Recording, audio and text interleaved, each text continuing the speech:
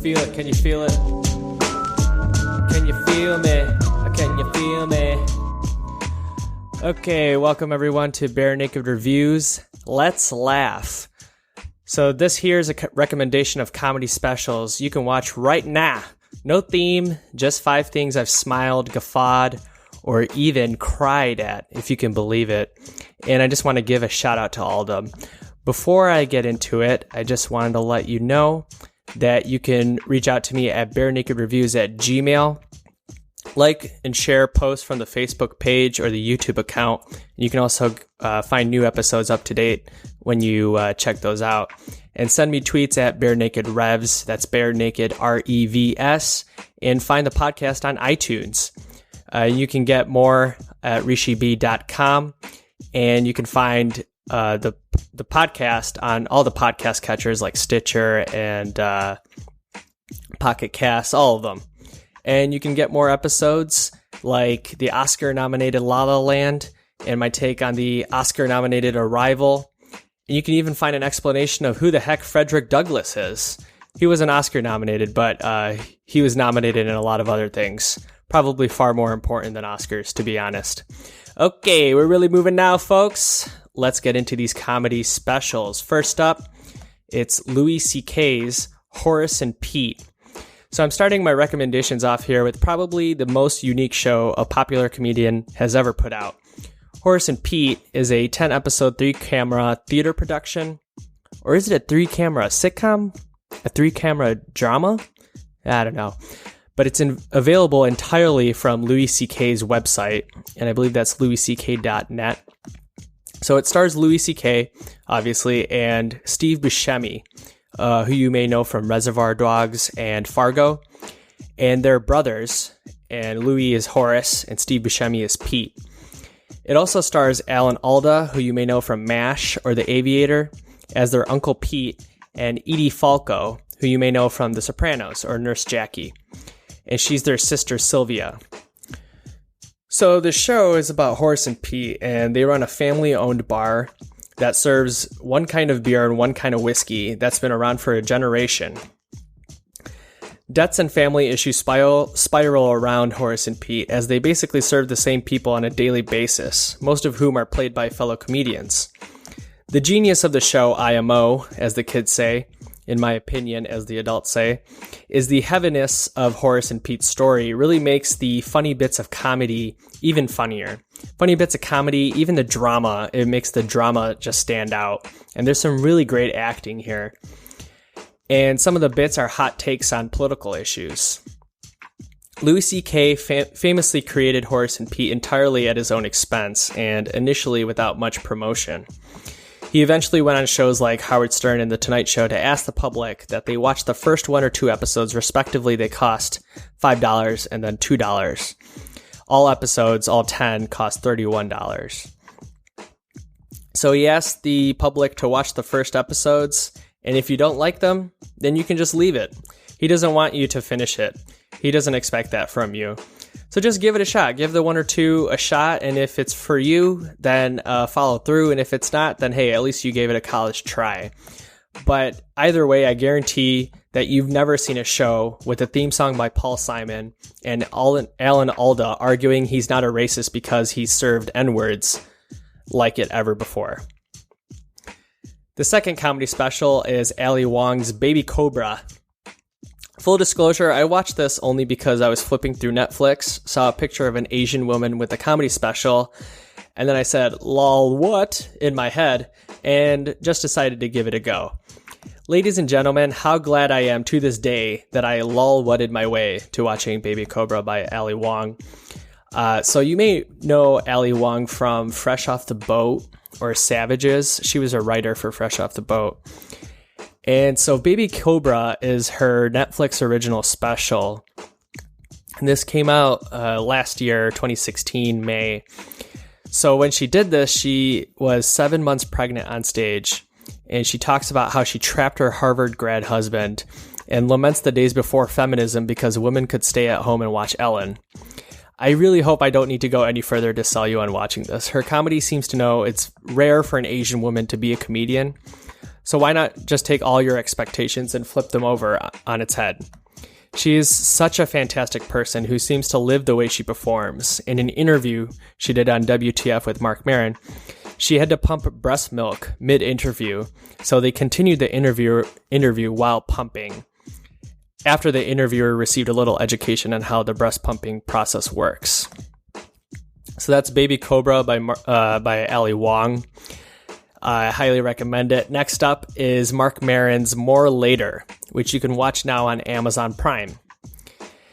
So it's very difficult for me to talk about Marc Maron in an objective manner. His award-winning podcast, WTF, has been filling my ears for what has to be now 7+ years, including episodes with every comedian that I'm about to talk about and have already talked about, except for the last one, Dave Chappelle. What's interesting, though, is that of all his comedy specials, More Later is the one I'd widely recommend, not just to fans of Marc and or comedy, just everyone in general I feel like should watch this. So Maron's always been a guy struggling with keeping his struggles from the audience, but despite his best efforts, he can't help being himself on stage. In this special, Maron has honed this into a tool he uses to channel an inner spectator who provides commentary asides on the things he's saying, mid-joke. Some people may recall this tool, I guess, if you will, like Jim Gaffigan, who does his little high squeaky voice that comments on stuff. But this is very unique. I mean, it's similar, but it's a very unique tool that Marc Maron has used for this special. And it works really well for a guy who's so self-aware of his own faults. For example, at one point he says he's tightened up the space between outburst and apology, so much that he once ended an argument with, "Shut the fuck up, I'm sorry." It's really great, and you can watch it right now on Amazon Prime. So that was Marc Maron's More Later. Next up is Pete Holmes' Crashing, which is a TV show, and you can watch all episodes only on HBO. So where the previous comedians that I talked about have an I am what I am vibe, love me or leave me personality, Pete Holmes brings a cheerful puppy dog charisma to the stage. Now, if you know Pete from the promotion he's been doing for this show, like on NPR's Fresh Air or his podcast, You Made It Weird, then you know he's a spiritual and deeply introspective guy. And this comes out from his HBO 30-minute episodal Crashing, executive produced by Judd Apatow, based on Pete's life. It stars Pete Holmes and features many other comedians like Lauren Lapkus, who you may know from Orange is the New Black or Jurassic World, and also stars Artie Lang, who you may know from Howard Stern or Beer League. And just as an aside, this is probably the best acting role Artie Lang has ever done. The show is about a young comedian at the beginning of their career and what it's like, waiting for hours before you can go on stage, dealing with personal struggles while hanging out with comrades who are partaking in substances, going out in public promoting a hit comedian show you will only be a part of in the tail end. Add to that he's recently divorced from the wife that was supporting him in the early stages of his career. You then have a story about a guy climbing his way up from the bottom, both professionally and personally. This show was just approved for a second season, so being a few epis in now, I highly recommend this to comedy fans, and especially to Seinfeld fans who enjoyed the comedy career aspect to the show. So where Seinfeld was led by a character who's a comedian in a story about nothing, Crashing is led by a character who is a comedian in a story with a heartening amount of depth. So that's about as high as praise I can give for a new HBO show. So that was HBO's Crashing, starring Pete Holmes. Lastly, I have Dave Chappelle, who has a 2-in-1 Netflix original. So it's called Two Cities, One Event. And so there's 2 specials here that you can get on Netflix only. So now Dave Chappelle, he's a guy who's achieved a legendary status in both comedy and entertainment scenes. This guy has a hit Comedy Central show and then just abruptly drops the mic for a decade. I mean, who does that? I'll tell you who, Chappelle does. Being a fan of comedy and having watched, listened, and experienced a lot of it, there are usually 2 ways a stand-up set goes. 1, a comedian provides jokes while sprinkling riffs and or crowd work. 2, comedian presents a set of jokes with a recurring theme or it's like wrapped around a story. So the great thing of this 2-in-1 Netflix original combo that Chappelle has here is that you get to see both of those two styles that I just mentioned. The first special that they have was recorded in Hollywood, and it's the second style of stand-up, where it's wrapped around a story or has a recurring theme. And so the recurring theme in this special is the times that Chappelle has met OJ. So this was enjoyable. The whole special was enjoyable. But the main observation I had after watching it was, when was this recorded?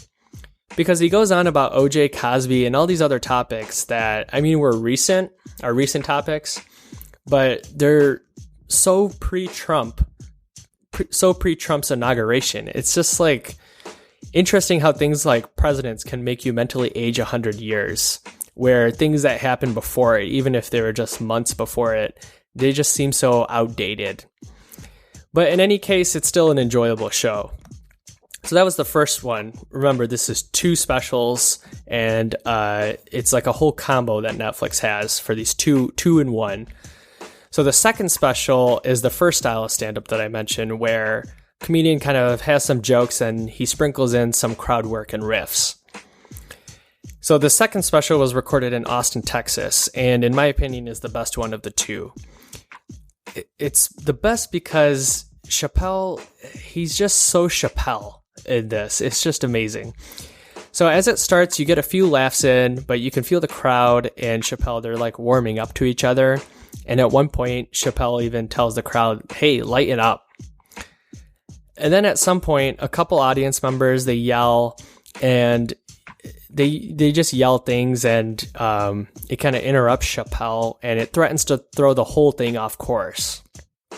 But Chappelle, who's been doing comedy since before he was 18, and just as a side note, you hear other comedians talk about Chappelle, they say that this guy's been doing it forever, and even as a kid, they knew that this guy was something special. So, these audience members at this special in Austin, Texas, they yell these things and they threaten to show the whole show off course. But then Chappelle yells back at some of the rowdy audience members, and then he sits down and he asks someone for a cigarette. So he gets the cigarette, takes a deep drag, and then dang it, man, it's just so Chappelle that everything after that moment is just so fantastic. So I don't want to go on and spoil anything, so just watch it and tell me whether or not you agree. And you can tell me these things at barenakedreviews@gmail.com, or you can tweet at me at barenakedrevs, or follow the Facebook page. Let me know, did any of these specials pique your interest? Who are your favorite comedians? Holler at me. All right, thanks. Bye.